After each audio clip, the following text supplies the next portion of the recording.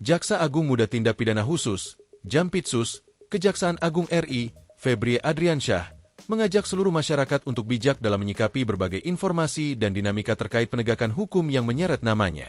Pernyataan ini menyusul maraknya informasi yang beredar di tengah masyarakat mengenai tindakan penegakan hukum oleh aparat. Ia memandang perlu memberikan klarifikasi resmi agar masyarakat mendapatkan pemahaman yang benar dan berbasis fakta. Informasi yang beredar terkait tindakan penegakan hukum yang dilakukan oleh aparat penegak hukum, Kejaksaan tentunya rekan-rekan semua agar opini di masyarakat tidak salah, kami memandang perlu menyampaikan beberapa hal sebagai berikut, ujar Febrie di Gedung Kejaksaan Agung RI, Jakarta Selatan, pada Jumat, 10 Juni 2026. Febrie menegaskan bahwa seluruh dinamika isu yang berkembang di luar tidak mengganggu jalannya roda kerja di internal Korps Adiaksa. Ia memastikan seluruh jajarannya tetap bekerja cepat dan fokus di lapangan sesuai dengan standar operasional prosedur, SOP, yang berlaku. Kami memastikan bahwa seluruh kegiatan dan tugas yang telah diperintahkan kepada kami dan rekan-rekan semua yang sedang melakukan penyelidikan penuntutan maupun tugas-tugas di lapangan dalam mengeksekusi barang-barang bukti ini tetap berjalan, bahkan saya monitor tetap sesuai dengan SOP berjalan dengan cepat, tegasnya.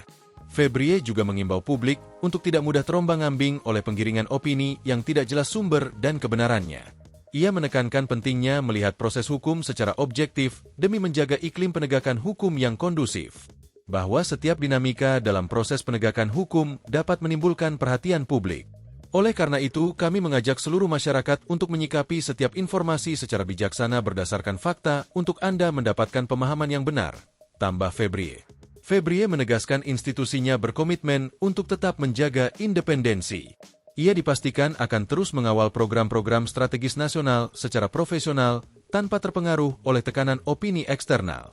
Kejaksaan tetap berkomitmen menjalankan tugas dan kewenangannya secara profesional, independen, dan bertanggung jawab. Kami mengajak seluruh masyarakat untuk bersama-sama menjaga iklim menegakkan hukum yang sehat serta memberikan ruang bagi setiap proses hukum untuk berjalan sesuai mekanisme yang diatur dalam peraturan perundang-undangan, pungkasnya.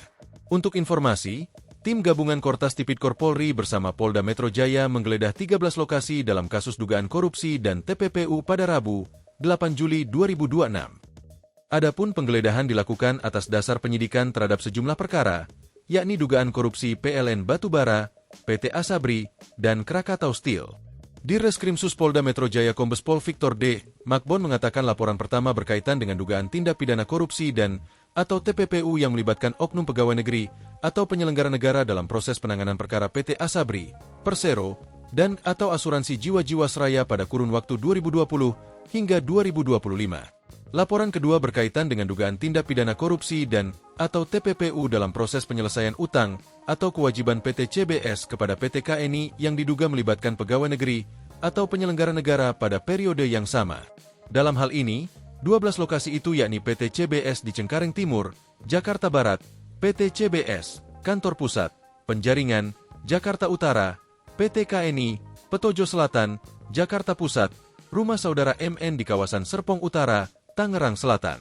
Selanjutnya, Rumah Saudara TK di kawasan Mega Kuningan, Jakarta Selatan, Kantor Grup DMG CP di Kuningan, Jakarta Selatan, PT PML di Karet Kuningan, Jakarta Selatan, Rumah Saudara Dokter di kawasan Gandaria Selatan, Jakarta Selatan.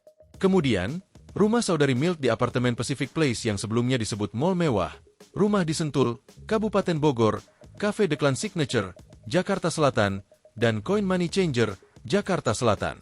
Diketahui, dari penggeledahan di Cafe The Clan Signature dan Coin Money Changer di kawasan Cipete, Cilandak, Jakarta Selatan, polisi menyita total uang senilai 67,2 miliar rupiah dalam bentuk mata uang rupiah hingga mata uang asing dolar Amerika Serikat dan Singapura. Uang itu ditemukan di dalam sebuah brankas tersembunyi di balik sebuah lemari pajangan yang bisa dibuka dengan cara didorong. Selain itu, polisi juga menyita sejumlah dokumen serta 3 orang pegawai yang dibutuhkan untuk kepentingan penyidikan. Terakhir, tim gabungan Kortas Tipikor Polri bersama Polda Metro Jaya kembali menggeledah 1 lokasi terkait kasus dugaan korupsi dan TPPU dalam penanganan perkara batubara PLTU hingga Asabri pada Kamis, 9 Juli 2026, malam. Dari lokasi itu, polisi terlihat membawa sejumlah box yang berisikan barang bukti yang disita terkait kasus korupsi.